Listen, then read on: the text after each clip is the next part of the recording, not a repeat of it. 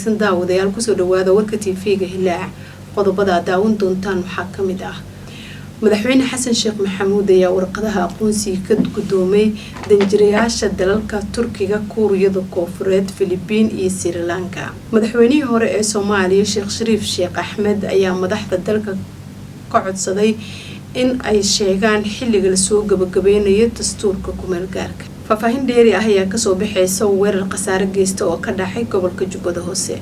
taliska ciidanka ATMIS ayaa lagu wadaa in dhawaan la soo gabagabeeyo.